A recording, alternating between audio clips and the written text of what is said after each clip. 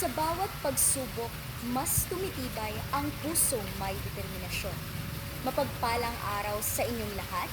Ako nga pala si Binibining Rachel D. Mandal at sa hapong ito ay ilalahad ko ang aking pananaw tungkol sa paksang ang determinasyon sa pag-abot ng pangarap. Layunin ng talumpating ito ang magbigay kabanalan. Lahat ng tao ay may pangarap na gustong makamit. Sa bawat taong may pangarap, may isang magbabagang apoy na kailanmay hindi namamatay at patuloy na mabubuhay. Ito ay ang determinasyon. Ito ang nagsisilbing ilaw sa madilim na daanan upang makarating ang isang tao sa kanyang karoroonan. Ito ang tulay sa pagitan ng imposible at posible. Kaya kaya nitong buhayin ang loob ng isang tao sa isang pisap na ito. Ito rin ang nagsisilbing lakas upang magpatuloy ang isang tao kahit gaano karami ang hamon at kabiguan darating. Maraming mga tao ang may pangarap. May nangangarap na makapagtapos ng pag-aaral, mayroon din nangangarap makatulong at maiahon ng pamilya sa kahirapan, may iba namang gustong magkaroon ng sariling bahay o di kaya'y maikot ang buong mundo. Gaano man kalaki o kaliit ang isang pangarap ay hindi sapat na mangarap lamang.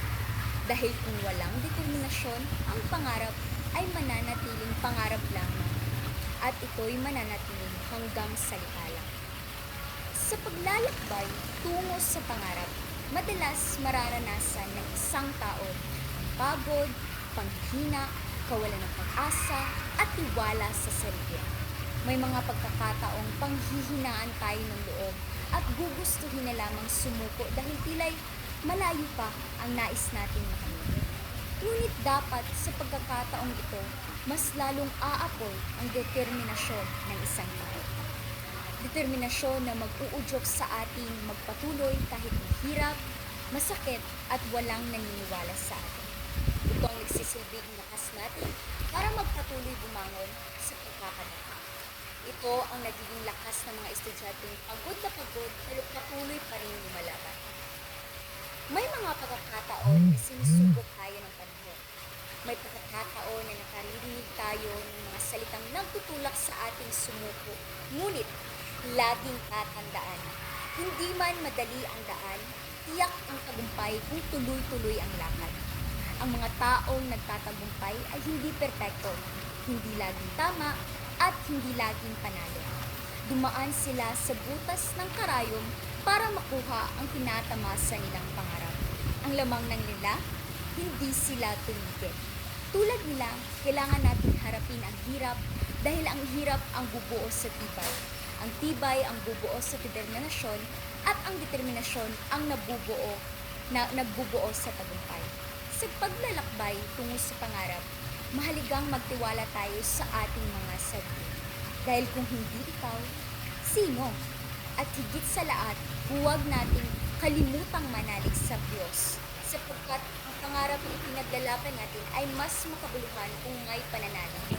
Gaano man kalaki ang halo na darating sa ating buhay, sabayan lamang natin ito ng may nitong tagumpay. Hindi pa man tayo nakakarating sa ating hiin, ay alam natin panalo na tayo. Sa huli, tandaan natin hindi hadlang ang kahirapan, pagkakamali o takot. Habang ikaw ay hinihinga at may pangarap, lumaban ka. Sabayan mo ang nagbabagang apoy ng determinasyon sa iyong puso. Kapag dumating ang panahon na nakuha mo na ang iyong pangarap, ay masasabi mong naghirap man ako sa proseso, alam kong may magandang bunga ang lahat ng ito. Panatilihin nating nagbabaga ang apoy ng determinasyon sa ating puso. Maraming salamat.